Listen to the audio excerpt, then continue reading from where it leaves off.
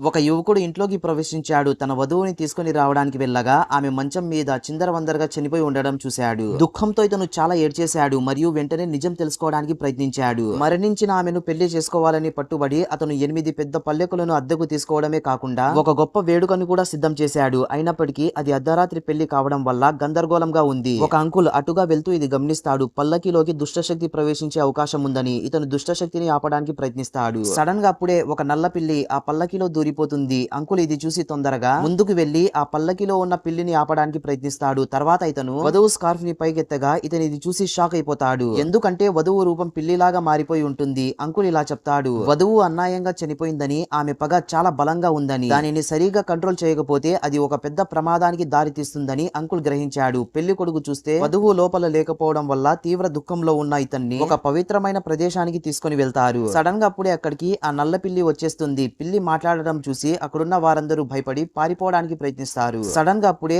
ఆ పిల్లి తలుపులని మూసేస్తుంది. నల్ల పిల్లి వీళ్ళందరికీ వార్నింగ్ ఇస్తుంది, ఇక్కడున్న మగవారందరినీ నేను లేపేస్తానని. అందరూ పిల్లికి దూరంగా ఉన్నారు. కానీ వరుడికి తన భార్య మీద ప్రేమ ఉంది కాబట్టి ఆ నల్ల పిల్లి ముందుకు వెళ్ళాడు. నల్ల పిల్లి చాలా కోపంగా అతని పైన దూకింది. కానీ పెళ్లి కొడుకు మాటలు దాని కోపాన్ని చెల్లార్చాయి. సడన్ గా అప్పుడే అక్కడున్న జనాలు ఇది ఒక పెద్ద రాక్షసి అని చాలా గట్టిగా అరుస్తారు. దీంతో పిల్లికి కోపం వచ్చి ఇతని పైన తన పంజాతో అటాక్ చేస్తుంది. సడన్ గా అప్పుడే అక్కడికి అంకుల్ వచ్చి ఆ పిల్లితో పోరాడి దానిపైన అటాక్ చేస్తాడు.